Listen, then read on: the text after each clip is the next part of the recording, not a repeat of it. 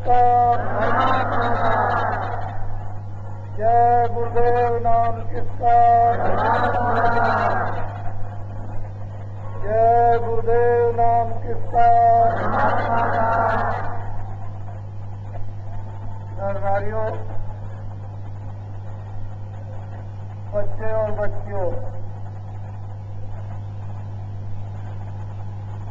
मथुरा निवासियों, आए हुए प्रेमियों,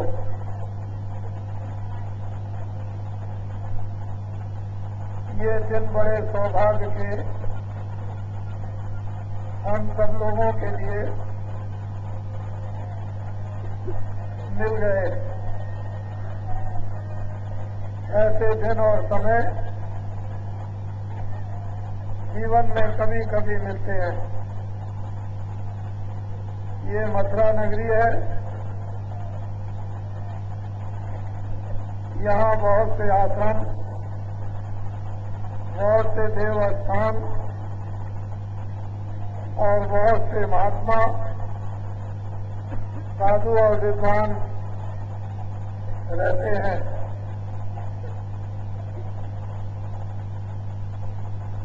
ये मथुरा नगरी वास्तव में जिस प्रकार की होना चाहिए,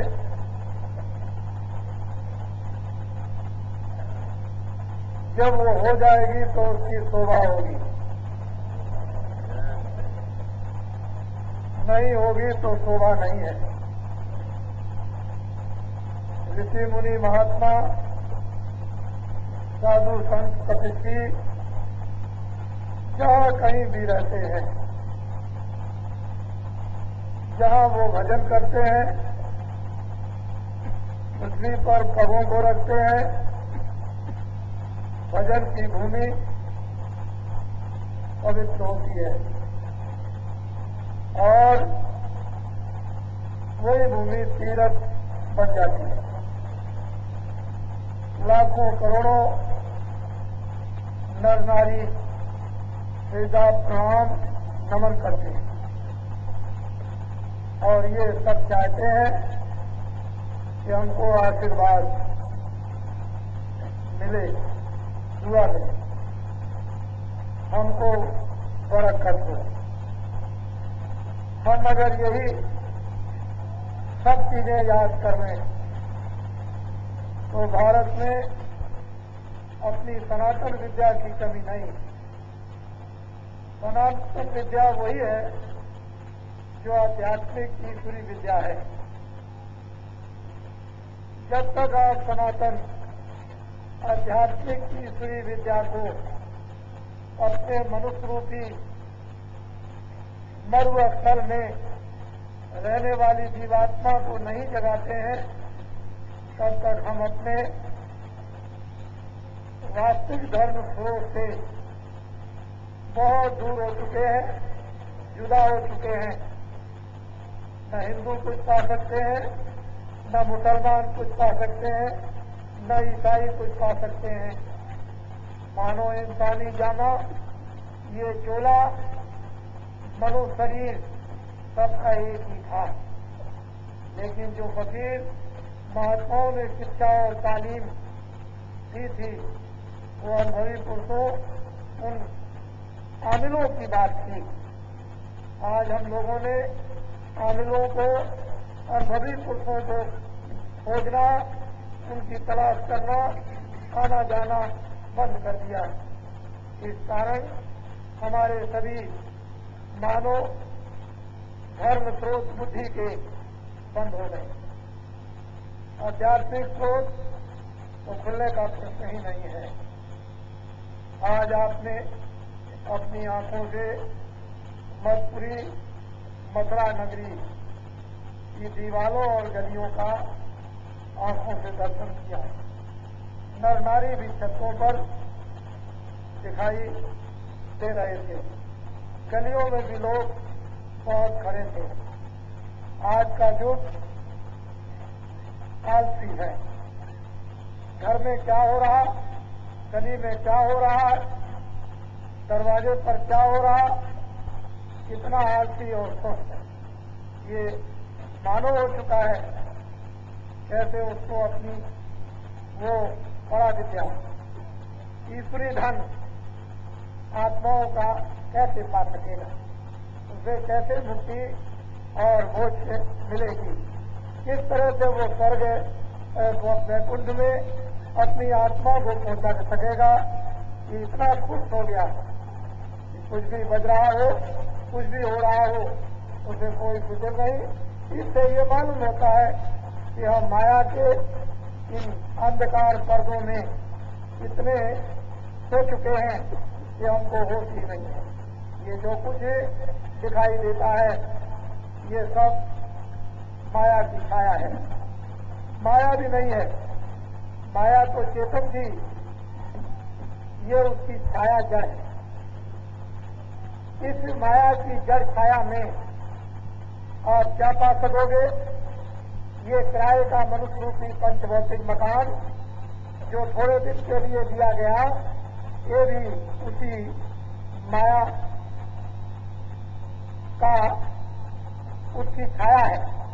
उसका एक दिया हुआ 5 तत्वों का एक पर्दा है।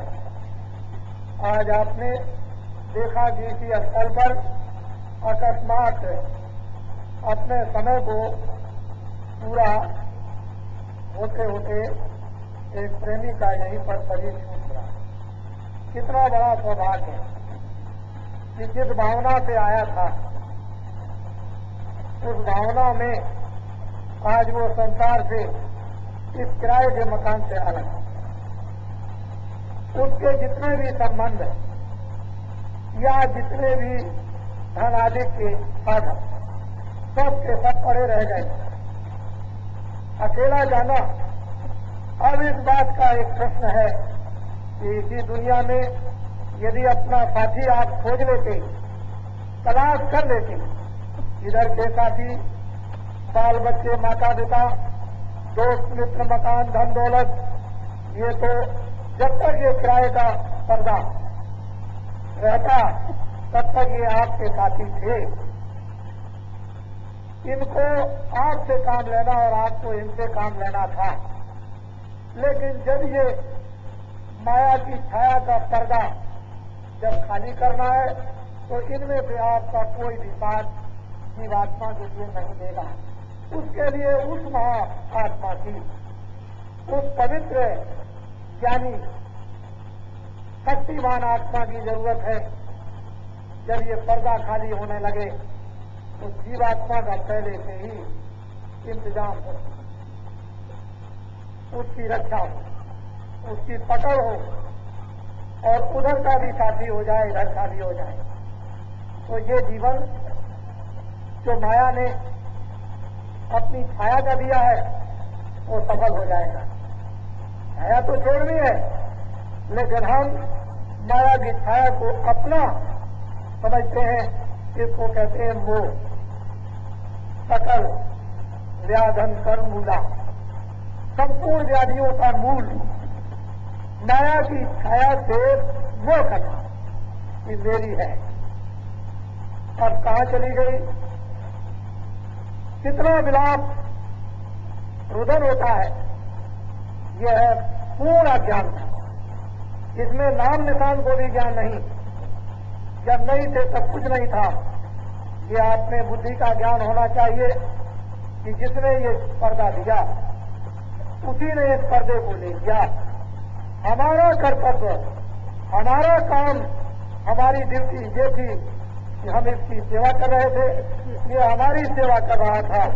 न मैं इसका हूं न ये मेरा है।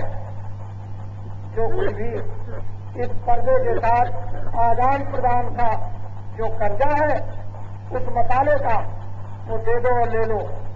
यह है माया की छाया, जिसमें हम सब लोग बिल्कुल उलझ गए, फंस गए, भूल गए, धोखा खा गए, ठग गए। हमको ठग लिया। इसलिए दरवाजे पर कुछ भी होता हो होश नहीं, कोई चिल्लाता हो होश नहीं, कोई देता हो होश नहीं कि क्या चीज मिल जाएगी। मथुरा निवासी नर नारी गांव वासियों को ये जानना चाहिए कि इस जंगल में खुले मैदान में इतना बड़ा जनसमुदाय कि इतना मथुरा वृंदावन में भी आदमी नहीं है, इतना आदमी यहाँ उपस्थित है। ये जानने की जरूरत कि मथुरा वृंदावन में भी इतना आदमी नहीं जितना इस जंगल में इस समय विश्राम कर रहा। इतने दिन हो गए, मैं जब जा रहा था जयपुर 22 तारीख को तो यहाँ बड़ी भीड़ आ गई थी। देखता हुआ गया तो मैं 21 को था रात को, लेकिन भी उसी समय पर मेरे सामने हो गई। मुझे सुबह खबर लग गई कि बड़ी संख्या में लोग वहां पर पहुंच गए। इतने दिन हो गए, 22 तारीख, 23, 24, 25, आज 26 तारीख है। ये कोई साधारण बात नहीं है, बहुत बड़ी चीज है। इसलिए हम भूखे हैं अपनी पराविद्या के।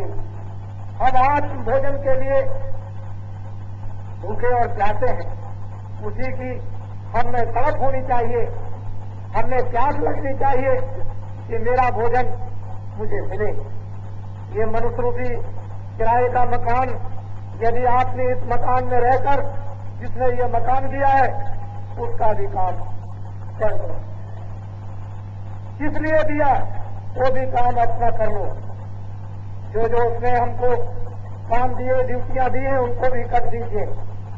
और जिसलिए उसने कहा कि इस किराए के मकान से तुमको अपनी जीवात्मा को जगाना, विभिन्न ज्ञान चक्षु प्राप्त करना, स्वर्ग और वैकुंठ आदि ब्रह्म लोकों में मरने के पहले जाना, उस ईश्वर का, ब्रह्म का, पार ब्रह्म का साक्षात्कार करना उन लोगों में जाकर, इसलिए आपको ये किराए का मकान उसने दिया था। वो भी आपकी एक ड्यूटी थी, ये भी आपकी एक ड्यूटी है। वो शरीर रक्षा की ड्यूटी मायावी, और ये आत्मा की रक्षा की ड्यूटी है, ये ईश्वरीय है। आप लोगों ने न इस कर्तव्य को समझा, न उस कर्तव्य को समझा, तो कैसे क्या हो गया? आज सारा देश इस विद्या के न पाने से, इस दौलत संपत्ति के न मिलने से चारों तरफ भटक रहा है। लेकिन ईश्वर का इंतजाम होता है, महापुरुषों का प्रबंध होता है कि लोग इस समय पर भूखे हैं। लोगों को आत्म चुकाता है अपने सुधर्म की, अपने स्वाज्ञान की, अपने स्व आनंद की, अपनी स्वामुक्ति की, अपने स्वामोक्ष की, उत्प्रभु दर्शन की। ये महापुरुषों को मालूम है। वो पृथ्वी में रहते हैं, आते और जाते रहते हैं। उस परम पिता के पास में पूरा संदेशा आपका देते हैं। उसका पूरा हुक्मनामा ला करके आदेश होता है, वो तुमको बांट देते हैं। हम लोगों को चाहिए कि हम बहुत ध्यानपूर्वक, विश्वास के साथ, प्रेम प्रतीत के साथ उसको सुने और ये समझे कि ये चीज मेरी है। जब आत्म संपत्ति को महात्माओं के द्वारा जो वितरण की जाती है उसको अपना समझोगे तो काम बन जाएगा। लेकिन अभी तुमने ये नहीं समझ पाया कि उसका क्या हुक्म है, क्या उसका आदेश है, और तुमने ये भी नहीं समझ पाया कि तुमको क्या बताया जा रहा है। धीरे धीरे पढ़ जाओगे, सीख जाओगे, समझ जाओगे, भाव आ जाएगा, भक्ति आ जाएगी, त्याग आ जाएगा, तपस्या करने लगोगे, ज्ञान प्राप्त होगा, आत्मा जगेगी, देखोगे, सुनोगे। ईश्वर की लीला उस सृष्टि की अपरंपार है, उसको ऐसे वर्णन में नहीं आता। जब आँख खुलती है, कान खुलते हैं, नासिका खुलती है, जब वो नूर, रोशनी, उस प्रकाश को, उस रचना को जब देखते हैं जो चेतन है, आनंदमय है, बड़ी सुंदर भव्य है, ये जो है देखते हो, ये कुछ नहीं है, उधर कुछ और है। उसके लिए हम लोगों को एक एक बूंद आंखों के आंसू जमीन पर गिराते तो जितने आंसू गिर जाते उतने न मालूम कितने पहाड़ों के पहाड़ ये पाप जमीन पर गिर जाते हैं। और ये जीवात्माएं शुद्ध और निर्मल होती, फिर भी महापुरुषों की उस प्रभु की दया हो रही है। आप देख रहे हो, अनुभव इस बात का करो, चिराग के नीचे अंधेरा होता है। चिराग सबको रोशनी देता है, लेकिन उसके नीचे अंधेरा रहता है। महात्मा जब कभी भी आए, किसी भी दिशा में आए, किसी प्रांत और देश में आए, लोग अंधेरे में रहे। लेकिन गंगा का ये ऐसा धुर, नीचे उसकी दया की किरणें पड़ी कि यही महापुरुषों का एक गिर्द में विशेषकर जन्म होता रहता है। उन परम महान आत्माओं का, जिनको संत और परम संत कहते हैं, वो इसी इर्द गिर्द में हमेशा आती और रहती हैं। हम लोग नहीं समझ पाते। आए, उन्होंने कुछ दिया, चले गए, होते रह गए। लेकिन जब काल कर्म नगरी में विकराल कर्म बन जाता है, तो फिर विकराल रूप आपके सामने खड़ा हो जाता है। उस समय पर सब लोग, मैं आज आपको ये बताऊंगा कि जब युग का परिवर्तन होता है, समय बदलता है, सतयुग से त्रेता, त्रेता से द्वापर, द्वापर से कलयुग, और कलयुग के फिर जब परिवर्तन होता है और महापुरुषों का बड़ा अर्पण यदि नहीं होता है, तो सृष्टि में एक महान विकराल दैविक आपत्ति आती है। जलजला, तूफान, भूकंप, महामारी, बीमारी आदि ऐसी विभिन्न घटनाएं होती हैं जो वर्णन नहीं की जाती हैं। उससे जंगलों के जानवर, उनको जंगलों में कुछ नहीं मिलता। जंगलों में जानवर पेड़ों की पत्तियां नहीं पाते। आदमियों को ये जो आज अनाज आप भोजन करते हो, ये जमीन में नहीं उपजता। लोगों को अनाज नहीं मिलता। इस भूख की, इस पीड़ा से लोग अपने अपने बच्चों को खाने लगते हैं, अड़ोस पड़ोस के लोगों को खा जाते हैं। ऐसा विकराल दृश्य दिखाई देता है। और आपको तो मालूम नहीं कि ये घटनाएं कैसी कैसी यानी हुआ करती हैं, और प्रलय कितने प्रकार की और कहाँ तक कौन प्रलय होती है, इसका भी आपको कोई बोध नहीं है। ग्रंथों पुस्तकों में लिखा है, लेकिन बुद्धि उस प्रलय वेदों को नहीं समझ सकती है, क्योंकि उसमें साधना लोगों में नहीं है। जिन लोगों ने पुस्तकों को बनाया, जिन लोगों ने पुस्तकों को देख करके लिखा, उनमें साधना की, उनमें ज्ञान था, वो योग पद को प्राप्त किए हुए थे, उनमें सिद्धि और शक्ति थी, उनको आनंद मिला हुआ था। वो अपने अपने स्थानों पर देवलोकों में पहुंचे हुए थे। उनको तो ये सब चीजें भेद की मालूम थी। लेकिन हम लोगों में कोई भी किसी प्रकार की साधना नहीं, इसलिए किताबें शून्य सी हो गई, बिल्कुल सो गई। उनसे हम कोई काम नहीं ले सकते हैं। यही तो आज समाज का ढांचा, आज अपना व्यक्तिगत ढांचा, आज हर तरह का व्यवहारिक ढांचा या बोलचाल का ढांचा देखने सुनने का सब बिगड़ गया। धीरे धीरे आ जाएगा अपनी जगह पर। एक तरफ से उसने अपने हाथ में डंडा उठा दिया है, और एक तरफ दूसरा एक प्यार का खटखट छाया का हाथ लोगों को नजर आता है। जैसे ही तुम पर उसकी मार पड़ती जाएगी, तो आज छाया की तलाश करो। इधर से मारे जाओगे, मारे भयभीत होकर भगोगे, तो वहीं पहुंचोगे, दूसरा कोई ठिकाना नहीं होता। उनको तो ये मालूम नहीं है। इस समय पर हम जब गांव में जाते हैं, तो माताएं और पुरुष अच्छे अच्छे घरों के जो प्रतिष्ठित थे, जो सभ्य थे, जो वास्तव में एक आदर उनका होता था, वो भी बड़े ऐसे शब्दों में उच्चारण करते हैं कि इतनी तकलीफ आ गई, ऐसा कष्ट आ गया, इस तरह का दुख आ गया, ये कैसा समय और किस तरह से ठीक होगा, ये अनेक शब्दोरुधन जैसे सुनाई देते हैं। वास्तव में सही बात तो यही है कि हम लोगों ने ईश्वर की आस्था त्याग दी, महात्माओं की आस्था भी खत्म हो गई, धर्म पुस्तकों का भी लेखा जोखा विश्वास का चला। अब हम सब लोग एक निराश्र हो गए कि हमारी कोई देख रेख रखवाली नहीं करता।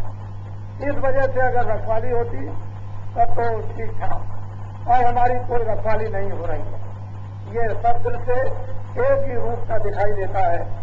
जिस धर्म की उस समय के राजा हमारे सामने थे, हमने सब जमाना देखा, जागीरदार थे, जिम्मेदार थे, लेकिन बड़े धार्मिक थे। वैसे बदनाम करने की बात तो अलग थी कि किसी को भी बदनाम किया जा सकता है, लेकिन उनमें बड़ी धार्मिकता थी। एक ही आदमी गलती अगर कर बैठता था तो उससे तमाम लोग अच्छे धार्मिक थे, अच्छा काम करते थे, न्याय करते थे, रक्षा होती थी, परस्पर प्रेम, बड़ों छोटों का प्यार सम्मान होता था। लेकिन अब देखते हैं कितनी तकलीफ है। पहले ऐसा नहीं था। आदमी ये समझता था कि बड़े लोग छोटों को मारते होंगे, लेकिन वो बात तो अपनी जगह पर अलग हो गई, शिक्षादारी। अब तो आप आजाद हो गए तो क्यों रोते हो, अब क्यों चिल्लाते हो? अब समाज का आपको कोई भय नहीं, धर्म का कोई भय नहीं, रामायण गीता का कोई आपके ऊपर बोझा नहीं, ईश्वर का बोझा नहीं। अब तो सब प्रकार से आप स्वतंत्र हो, आपको सुख मिलना चाहिए, शांति मिलनी चाहिए थी। अब आप क्यों इतने ज्यादा रोने लगे, क्यों ऐसा हो गया? पहले तो ऐसा नहीं था, कोई पैसे मजदूरी मिलती थी, लेकिन उसमें भी बड़े खुशी हंसमुख रहते थे, कपड़ा मोटा पहनते थे, महीन नहीं था। लेकिन यह है कि खड़े होकर के जाड़े में चले जाए तो उनको कोट पहनने की जरूरत नहीं, ऐसा स्वस्थ शरीर था। हम भी देखते थे, हम भी आपके सामने है, कोई ऐसा नहीं है। तो बहुत कुछ देखा। तो मथुरा नगरी की गलियों में आज का जनसमुदाय दर्शन करने के लिए आए हुए अतिथि गए थे। उन्होंने सब कुछ ध्यानपूर्वक देखा, और मैं तो ये समझता हूँ अगर मुक्ति कहीं भी किसी भी गली में पड़ी होगी, छुपी होगी, लोग नहीं पाते होंगे, ले नहीं पाते होंगे, तो उसको भी ले लिया जाएगा। ऐसी बात नहीं। इसलिए ये जो दृश्य देखने को मिला, ये मथुरा वासियों ने अपनी 100 वर्ष की आयु में कभी नहीं देखा। वो तो देखने वालों से पूछो, हम तो वो खेल खेलते ही हैं, हम तो जानते ही हैं, लेकिन जो ये खेल देख रहा है उससे पूछो, वो आपको बताएगा। तो ये अवभाग है। हर स्थान का, हर ग्राम का, हर देश का अपना अपना भाग होता है। हर आदमी को अपने अपने उसका गौरव होना चाहिए। और इस मर्यादा को यदि हम लोग सब ले आए वापिस, तो हम जब सन 37 में पहली बार मथुरा आए थे, तो हमसे दुकानदारों ने ये कहा कि चट्टी को नीचे उतार दीजिए, तब पैर धोइए और ऊपर आइए। चट्टी पैरे थे लकड़ी की।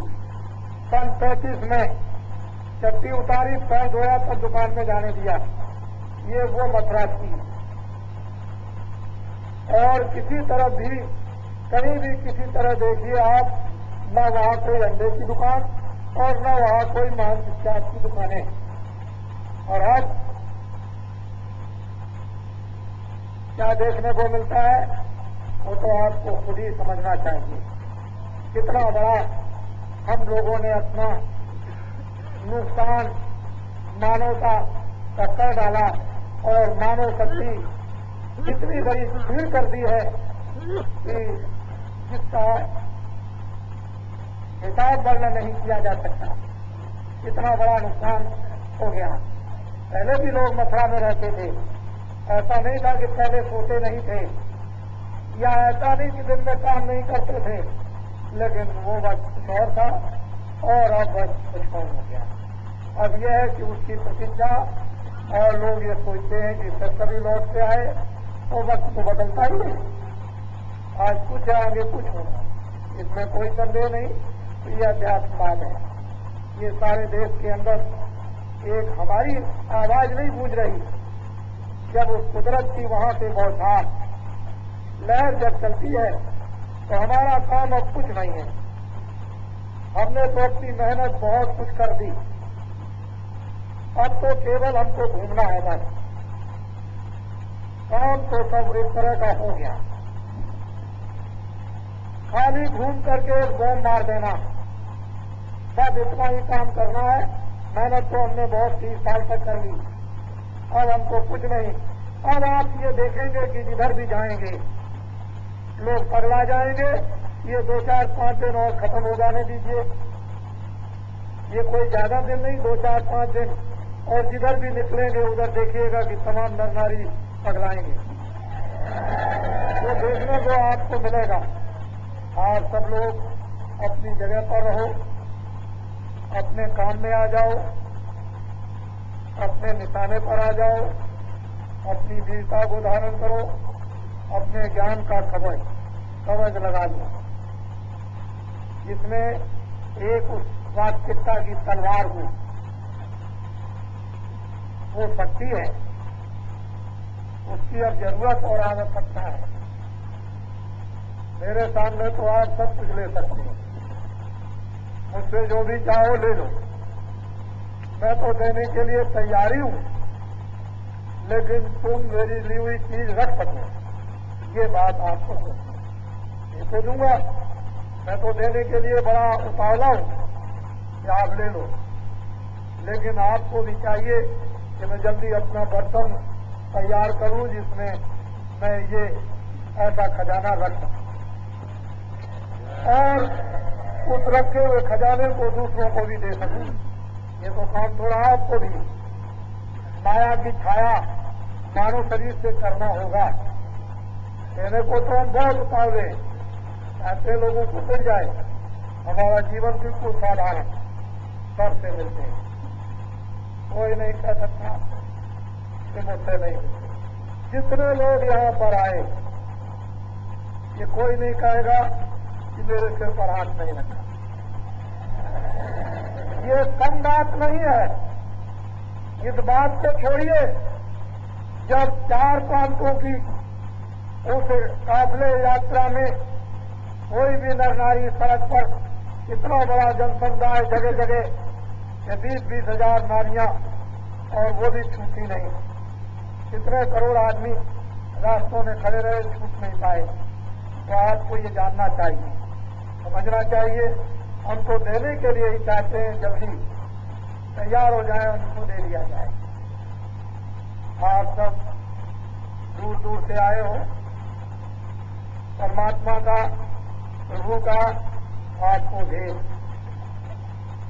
सारी दुनिया की दौलत, सारे संसार का राजपाट आप लुटा दो, लेकिन ये राज नहीं मिलता।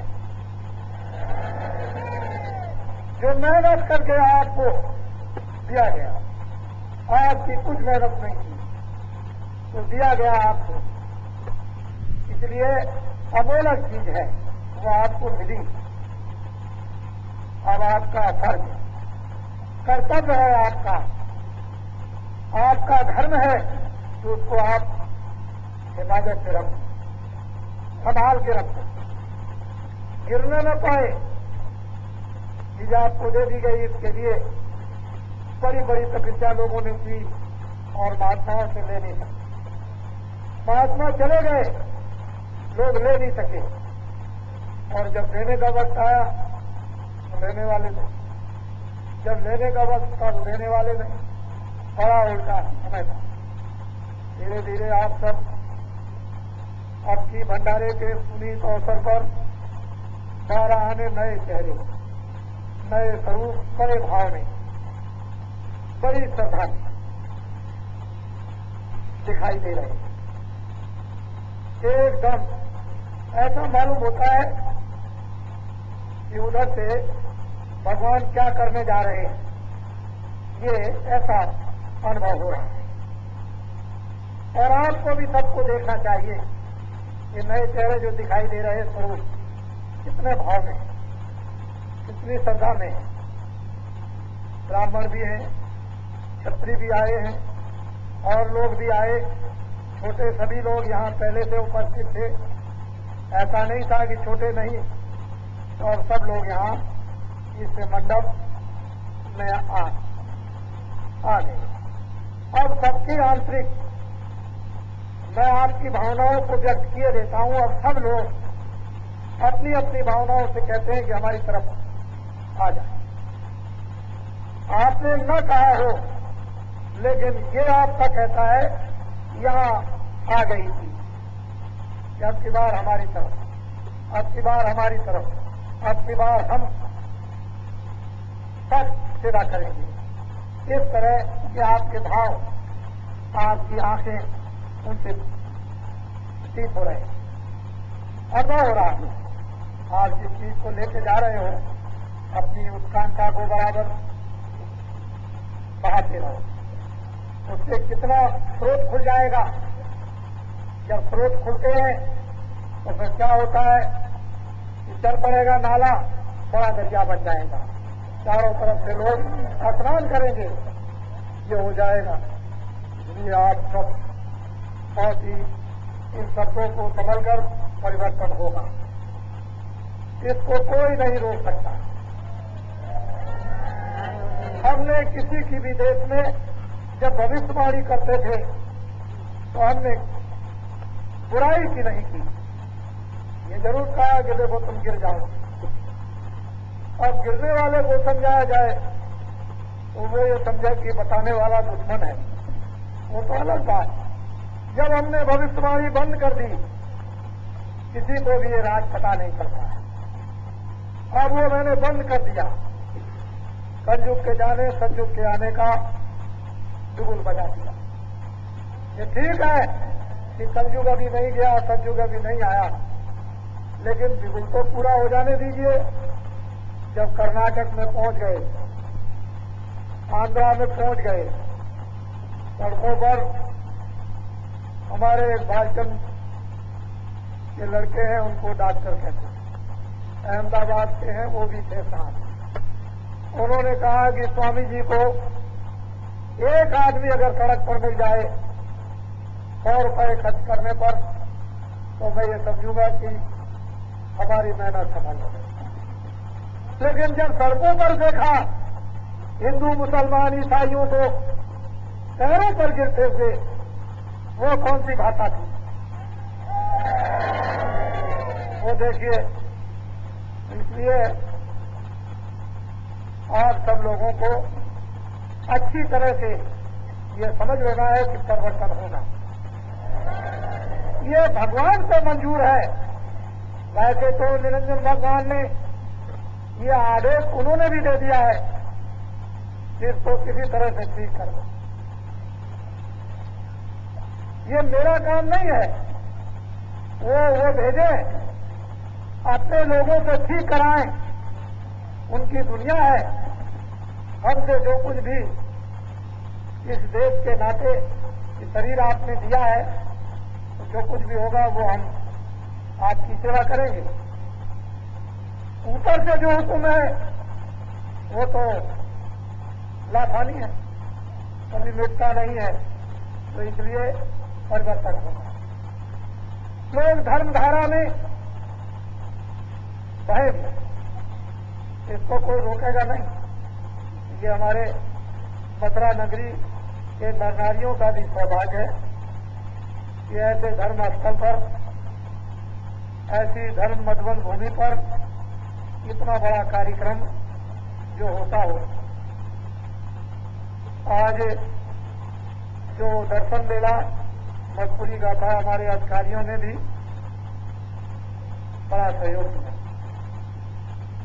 कोई किसी प्रकार की मार्ग के चलने में कोई घटना नहीं।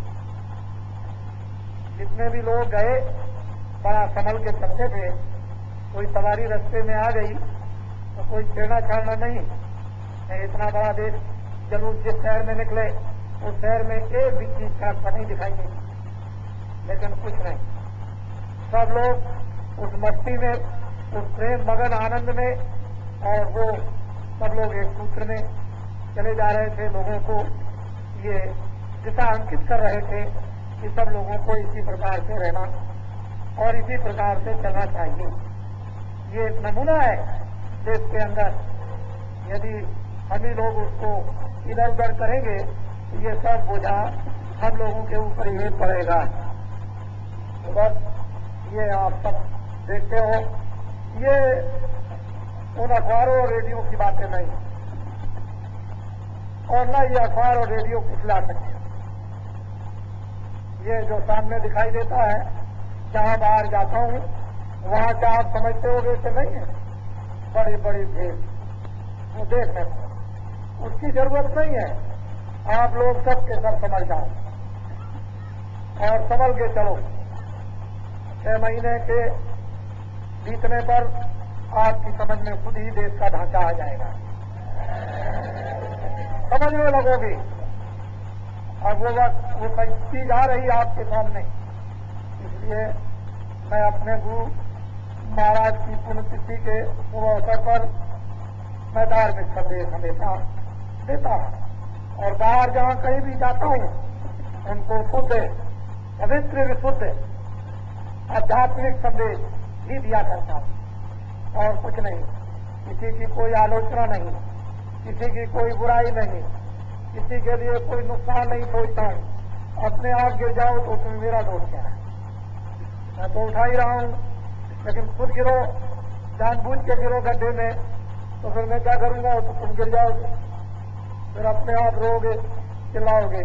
तो इसलिए तुम्हारा भी कर्तव्य काम है कि तुम भी संभल के चलो। कोई निकालना चाहता है तो निकल जाओ, आराम मिल जाएगा, अच्छे बन जाओगे। नहीं कोई निकालना चाहता, नहीं निकलते तो रोगे, चिल्लाओगे। ये सबकी सब आपके सामने ये चीजें हैं। आज आप रात्रि को, कल दिन में, फिर तीसरे दिन अब आपके जाने का समय पूरा हो गया। गुरु महाराज का इतना ही आपको संक्षेप में संदेशा देता हूं कि बड़ा भारी परिवर्तन होगा, बहुत बड़ा। मैं ब्राह्मणों से, इन क्षत्रियों से अनुरोध करूंगा कि तुम अपनी चीज को फिर से दोबारा पुनः धारण करो, और लोगों से कहूंगा कि आप लोग भी अपनी चीज धारण करो। अपनी अपनी चीज को धारण कर लोगे, काम सब का सब बन जाएगा। अच्छी तरह से इन सब बातों को संशोधित रूप में गांठ में बांध करके ले जाओ कि ये क्या है, क्या हो रहा, क्या होगा, इसको देखो। जहां बुद्धि काम न करे बस समझ लो कुछ होने वाला है। जहां आंखें काम न करें,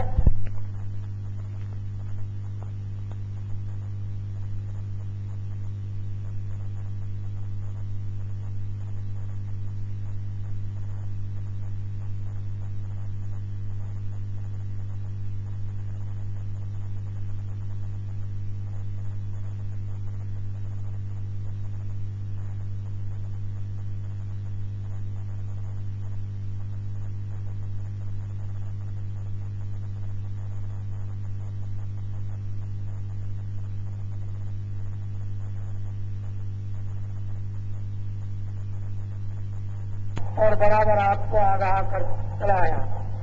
जब बात आपको बताया 33 करोड़ देवता, काशी विश्वनाथ भोले शंकर जी, और वो एक अयोध्या में जो देवता, उनको जब प्रसन्न करने की बात आई तो लोगों ने कहा कि इनसे क्या होगा, इनको बताया। 78-79 में देश में जितनी किसानों की उस जमीन से उपज हुई आज तक और उसके पहले कभी नहीं हुई, न पहले हुई और न इसके बाद अभी हुई। और वो 5 देवता आपके लिए अभी प्रसन्न करने को पड़े हैं, और वो कब आदेश मिलेगा वो तो मैं अभी कुछ बता नहीं सकता हूं।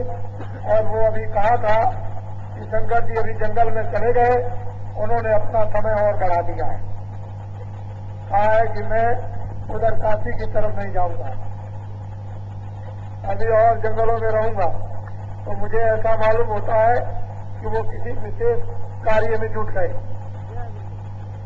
किसी विशेष काम में एकदम लग गए, और उनका काम तो फिर जानते ही हो कि कैसा होता है।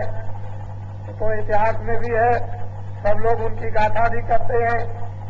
ऐसे ही उस समय पर जब भगवान राम उस समय पर भी जंगल में चले गए थे, कृष्ण के समय पर भी जंगल में चले गए थे, और समय भी था उसमें भी गए।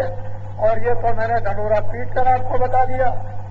इतना भी अगर आप नहीं समझोगे तो फिर समझोगे क्या। तो ये गुरु महाराज ये पुण्यतिथि के अवसर पर आज मेरे संकोच और पूर्ण रूप से भंडारा आज संपन्न हो गया। 3 दिन आपको दिए थे, 24, 25, 26, ये तीनों दिन आपके पूरे हो गए, और आप सब घर की तरफ प्रस्थान करेंगे, क्योंकि वो भी अपना ही घर है। इधर भी आपका है, उधर भी आपका।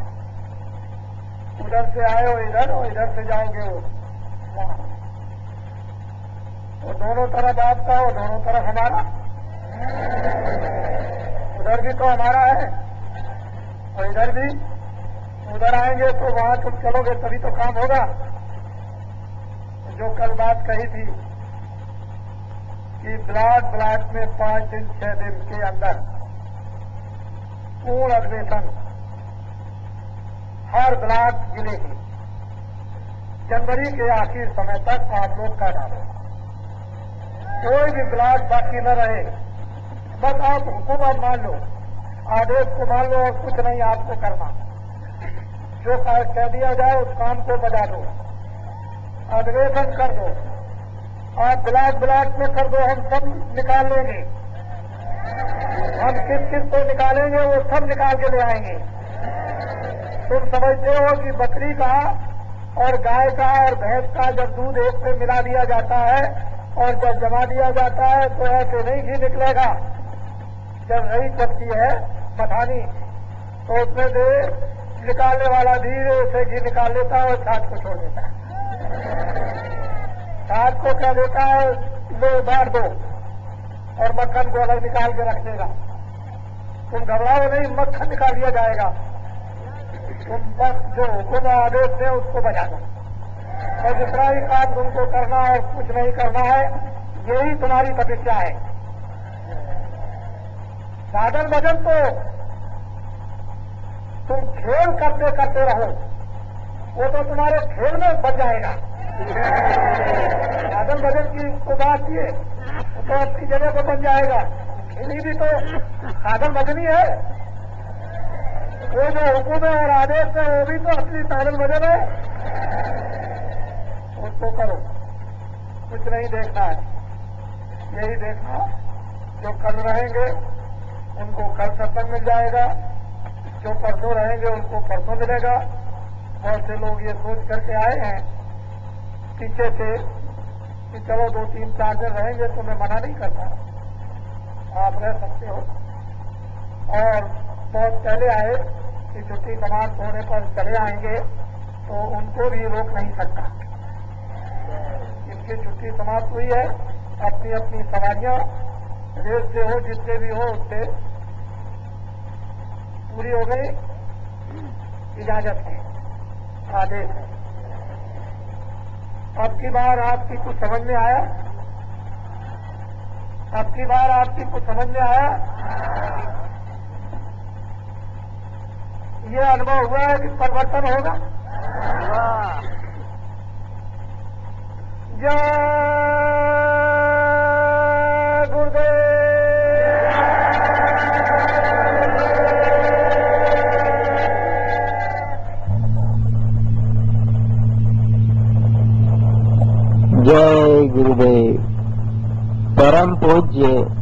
बाबा जय गुरुदेव जी महाराज का यह विशाल आध्यात्मिक संदेश 23 जनवरी सन 1975 कानपुर के फूलबाग का ये सत्संग आप सबके सामने प्रस्तुत किया जा रहा है। जय गुरुदेव। 23 जनवरी 1975 कानपुर के फूलबाग का ये विशाल आध्यात्मिक संदेश बाबा जय गुरुदेव जी महाराज का, जिस संदेश को सुनने के लिए भारतवर्ष से ही नहीं विश्व से भी काफी संख्या में लोग आए थे। कम से कम 30 लाख सत्संगियों का वह विशाल संदेश 23 जनवरी सन 1975 कानपुर के फूलबाग में हुआ। उस संदेश को तमाम हिंदुस्तान के सत्संगी प्रेमियों ने अपनी आंखों से देखा एवं सुना। उस प्रोग्राम की एक चलचित्र तैयार किया हुआ था। वो इमरजेंसी में इंदिरा सरकार ने अपने कब्जे में कर उस रिकॉर्ड को खत्म कर दिया, लेकिन यह ऑडियो सत्संग हमारे पास उपलब्ध था, तो हम इसे दोबारा आपके सामने रिपीट यानी डबिंग करके प्रस्तुत कर रहे हैं। जय गुरुदेव। ये सत्संग दोबारा डबिंग किया हुआ है ओरिजिनल कैसेट से। आप सभी सत्संगियों के लिए जय गुरुदेव। 23 जनवरी सन 1975 कानपुर के फूलबाग का ये सत्संग लीजिए, सुनिए। जय गुरुदेव।